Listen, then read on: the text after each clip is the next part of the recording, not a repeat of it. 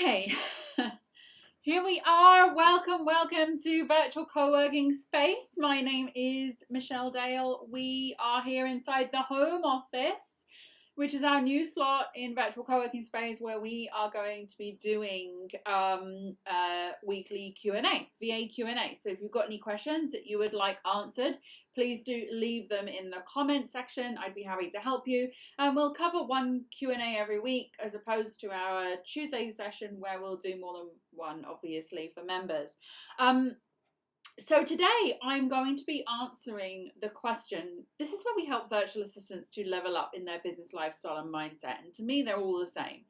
And there's very much in this question that we're answering this week, which is, how do I handle clients who ask for too much or scope creep?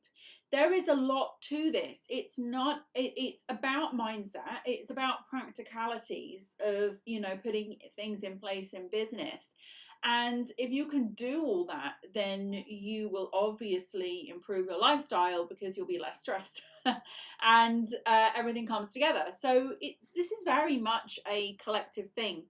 So the thing I want to share with you, there's pretty much a core reason why clients ask for too much and scope creep.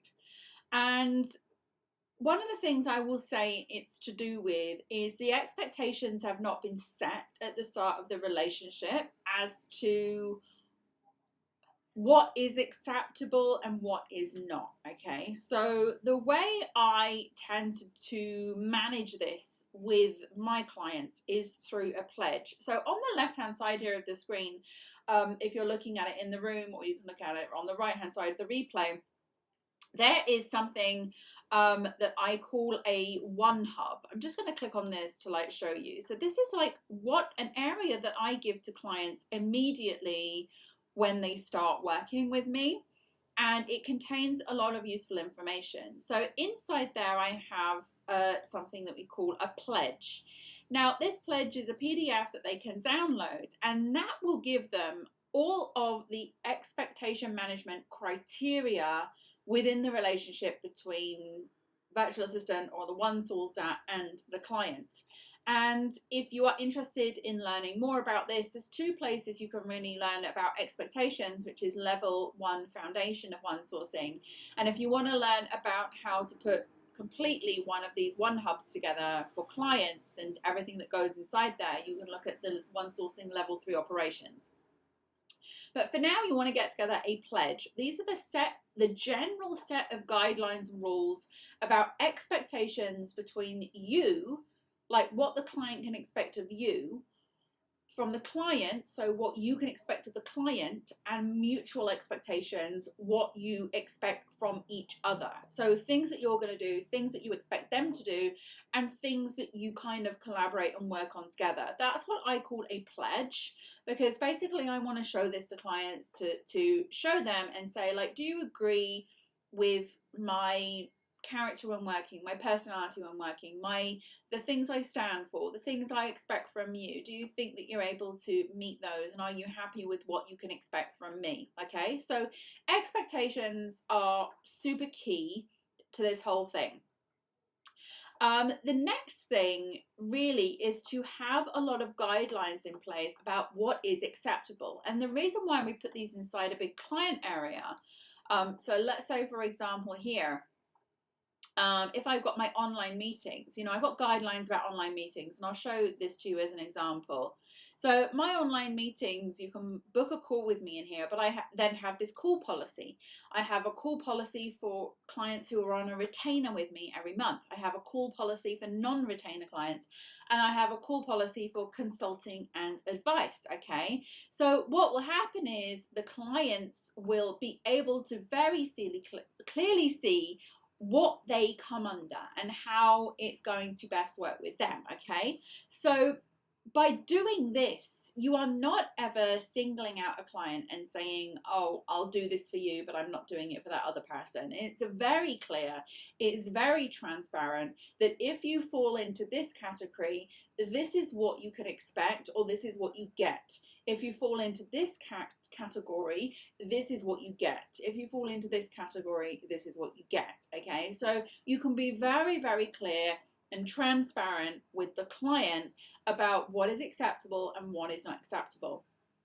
And you will find that clients, when you get a client who does start to scope creep or starts to ask a little bit too much, you simply direct them back to their client area. And I have policies here on message and email communications. So if they are scope creeping, I can refer them back to the terms of the message and email communications. I have one for online meetings with me. I have one for project guidelines and changes and revisions of work that they want to do with me. You know, like sometimes with projects, people can kind of like ask and then ask for something else and ask for something else. You've got to have definite closure on projects for sure. And then I've got one for clients without a project or retainer. These are clients that have finished and technically we've done the work with them, but obviously we still leave the client area open for them in case they want to come back at any point and do anything with us. So I also have policies about how they can return back rather than it being an open-ended project where they can just keep asking and getting support when they're not actually paying for it. So this is like so important to have for all of your clients. And then obviously finally, you know, having something like a service agreement, support agreement, making your working hours clear, making how to contact you clear. Again, it's all about the knowledge and the understanding of what is acceptable to you in that situation. So manage those expectations, be clear and very concise about your policies. Make sure that the policies cover the different scopes of clients between the ones that are active on a retainer with you, the ones that are active on a project with you, the ones that have completed and are just kind of coming back for other things. So hopefully that will help. And obviously if you have your service agreement as well, that can also be put in there. So you are covered. All of your bases should be covered with these things. So this is what my back-end client area looks like. And again, if you want to build one of these for your clients, it's all inside my level 3 one sourcing operations at virtualmissfriday.com/operations. So I hope you found that helpful. Manage those expectations up front. Do not be shy. Make sure you have your policies in place because that is what's going to set the tone for everything else moving forward. Okay, so we are done here now. We're going to get into our daily accountability. Thank you so much for joining me here. And I'll be back inside Virtual CoWorking Space tomorrow morning where we're going to be doing our Sky Sanctuary. Take care and I'll see you then.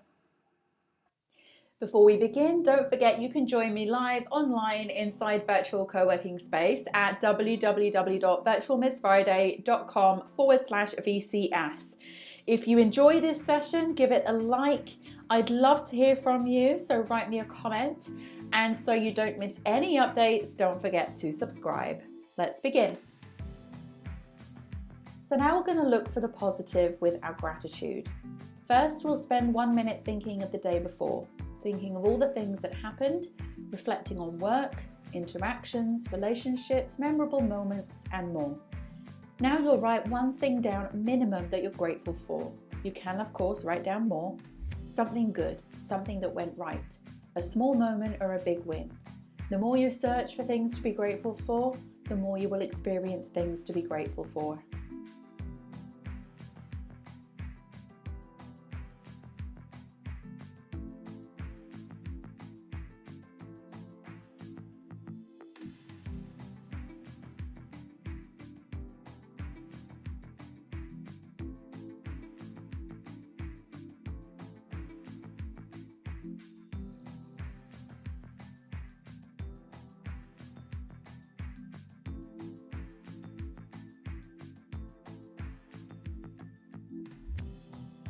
Now we're going to read out your goal. Make sure your goal is written down in a journal or somewhere you can easily access it. Read your goal now, ideally out loud, and commit to this goal. Believe it will happen. And by reading this daily, the universe knows clearly what your goal is, and the things begin to shift in the direction of your goal. Follow your instincts when this happens by taking action.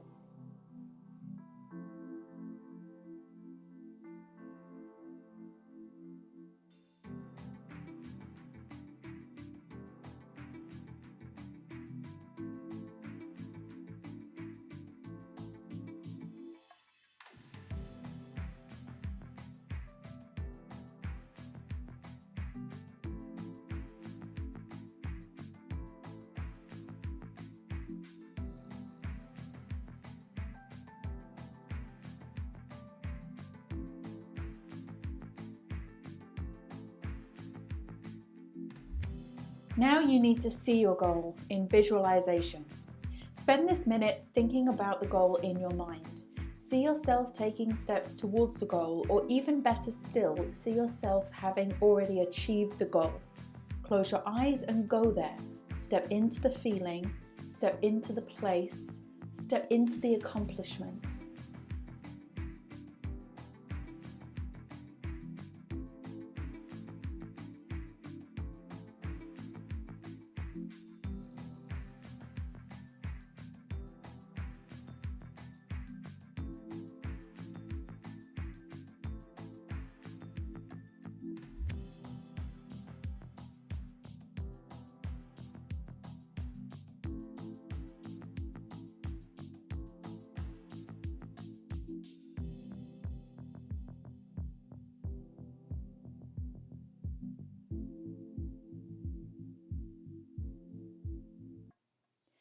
And finally, it's time for your most important task. Set this task for today and make it relating to your goal. This could be something small like sending an email, recording a video, or making a phone call, or it could be bigger.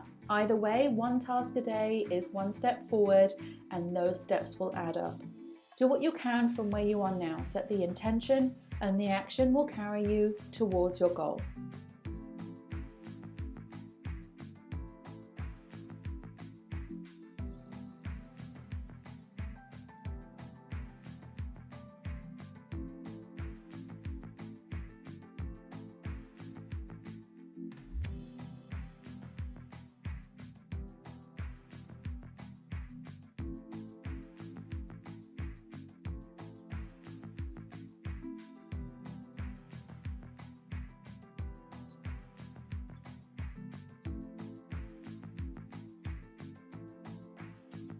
Well done you for completing your daily co-create session. Have a fantastic day ahead, and I'll see you next time.